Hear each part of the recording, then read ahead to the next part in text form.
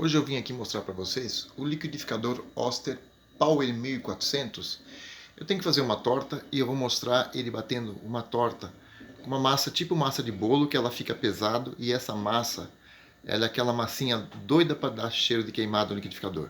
Então eu não fiz nele ainda. Vamos ver como é que ele vai se comportar batendo essa massa de torta.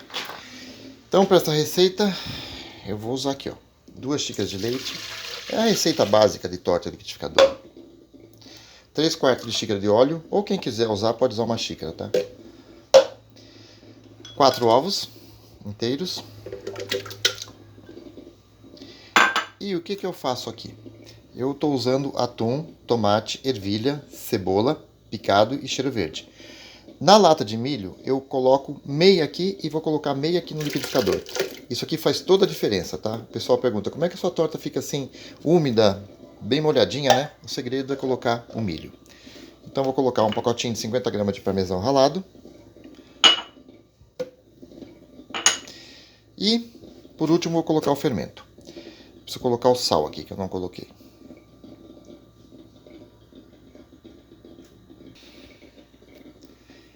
Então o sal eu tenho aqui mais ou menos uma colher de chá de sal. Então vamos ligar o liquidificador. E a farinha, geralmente são 3 xícaras de farinha, mas eu vou colocando igual minha mãe fazia. Colocando as colheradas, tá? Até fechar o vácuo do liquidificador. O vácuo é aquele roda-moinho, tá? A vantagem de baixa rotação, que não joga tudo para cima, ó. Começa o início suave e vamos aumentando.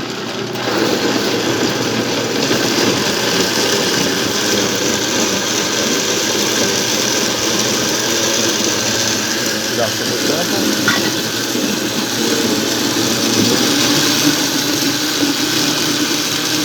Vamos à farinha.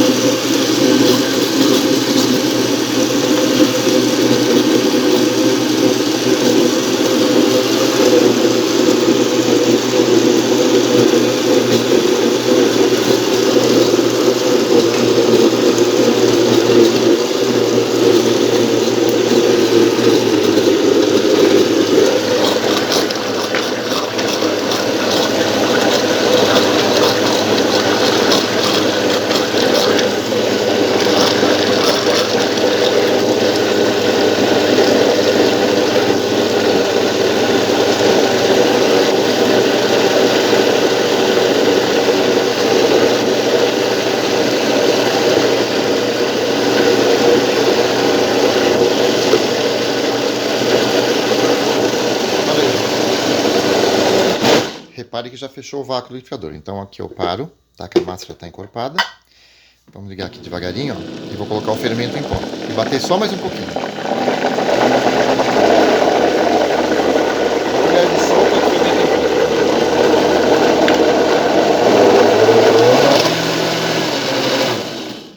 Então tá aí.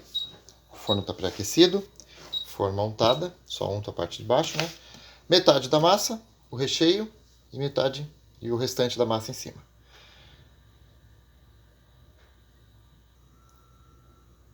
Então, olha, metade da massa, o recheio, espalhei todo e vamos colocar o restante da massa.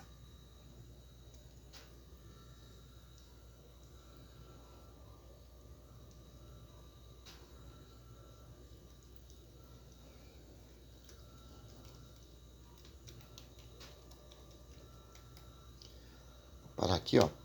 Vou dar uma raspada no copo liquidificador.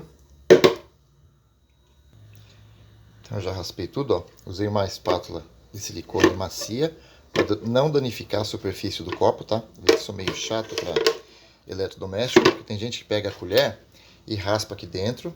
Nessa superfície desse copo aqui vai danificar tudo, tá? Então vamos lá. Eu acabei de colocar o restante da massa. Olha que massa bonita.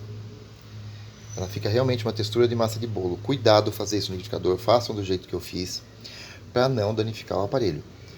Porque eu já vi muita gente queimar liquidificador, mesmo não sendo esses chineses, quando era motor brasileiro, queimava liquidificador com essa torta de liquidificador. Então, muito cuidado, tá?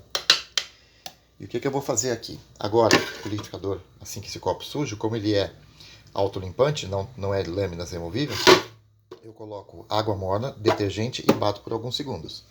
Você vai estar com a superfície do teu copo sempre bonita, sem passar o lado verde da Scotch-Brite, lado amarelinho sempre, e nem lã de aço, que seria o Bombril. Vou salpicar um pouco de queijo ralado e levar para o forno. Então eu já salpiquei com queijo ralado, parmesão. Então vamos falar um pouquinho aqui de forno. O forno tem que ser pré-aquecido, 180 graus. O dourador está ligado, tá? Então eu deixo a grade na parte de baixo. E eu posso ir com esse dourador ligado do começo ao fim. Nesse forno da marca Fischer, eu não tenho problema eu fazer isso. Então, quando tem alguns fornos que eles não desligam o dourador. A hora que eu aciono a tecla dourador, o dourador é contínuo. Esse aqui não, ele é ligado no termostato também. Então, atingiu a temperatura, o dourador também se desliga. Por isso que no forno da Fischer eu posso ir com o dourador ligado do começo ao fim. Se eu for fazer um bolo, alguma coisa assim, eu desligo o dourador para o meu bolo não ficar aquele bolo muito grande que ele começa a rachar. Então eu faço com o dourador desligado e ligo só no finalzinho. Tá? Essa é a técnica de fazer um bolo, isso estou falando para bolo inglês. Para bolo tipo tabuleiro, assim, pandeló, pode assar com a resistência ligada as duas do começo ao fim. Vai gastar mais energia? Não. Ele tem termostato, atingiu aquela temperatura, ele vai desligar ambos as resistências, tá? Então, não tem problema. Eu posso usar tranquilo. Ele fala, não, vou deixar o dourador ligado para gastar menos energia. Não, isso é lenda, não existe. Ele tem o termostato, nesse caso aqui ele tem um sensor, né, porque é o forno eletrônico, então ele se desliga automaticamente. Então, atingiu a temperatura, chegou no 180 graus, desliga a resistência superior e a inferior. Vai desligar as duas. Só ligando após o forno cair a temperatura. Então tá aí. Essa minha torta, eu vou programar o forno aqui para 30 minutos, né? E deixar o dourador ligado. Se eu ver que está ficando muito dourado, o que eu faço? Eu desligo um pouco antes. Tá ok, gente? Então tá aí. Ficou a dica, a sugestão de preparo de uma torta. Aí, no caso, uma torta de atum.